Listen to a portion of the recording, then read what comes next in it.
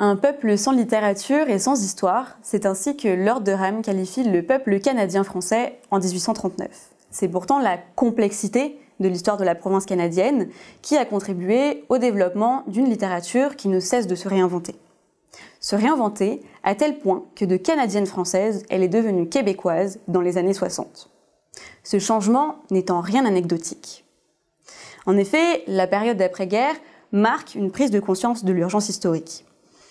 À la fois sous un joug socio-économique britannique et paralysé par l'ultraconservatisme clérical, le peuple canadien-français est un peuple dominé qui doit se libérer.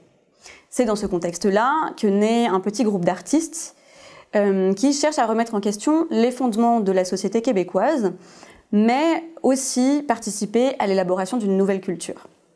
Parmi eux, un certain Claude Gauvreau.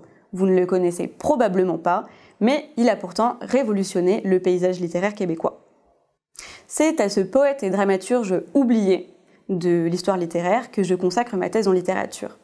Grâce à son œuvre, j'espère pouvoir répondre, ou au moins en partie répondre, à une question importante qui est comment la littérature a permis de redéfinir l'identité collective québécoise. Puisqu'en effet, comment écrire québécois alors que la notion de québécois est encore instable?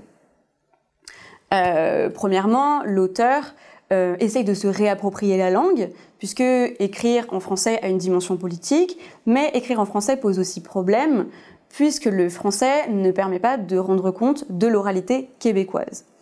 Un second problème se pose encore, qui est celui de la forme artistique, puisque comment participer à la création d'une nouvelle culture si l'on s'appuie sur un héritage littéraire français.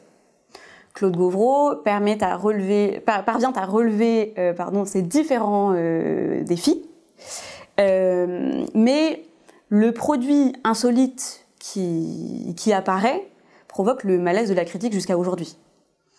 En effet, la déconstruction de la langue et l'extravagance de la forme artistique rendent son œuvre totalement sibylline. Ainsi, comment prétendre participer à la création d'une identité collective grâce à l'art si celui-ci frôle le langage de fou?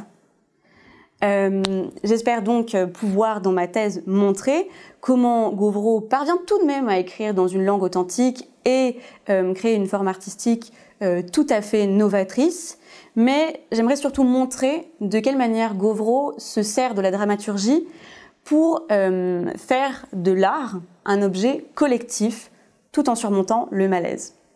Grâce au contrat doctoral de l'Institut des Amériques, je vais pouvoir mener mes recherches directement au sein du pôle Canada, qui se situe à l'Université de Montréal. Je pourrai donc m'intégrer au CRILC, le Centre de recherche interuniversitaire sur la littérature et la culture québécoise, et consulter les fonds Claude Gauvreau pour obtenir des sources tout à fait insolites. Ainsi, grâce à l'Institut des Amériques, j'espère pouvoir contribuer au rayonnement de la littérature québécoise et définitivement détromper Lord Durham.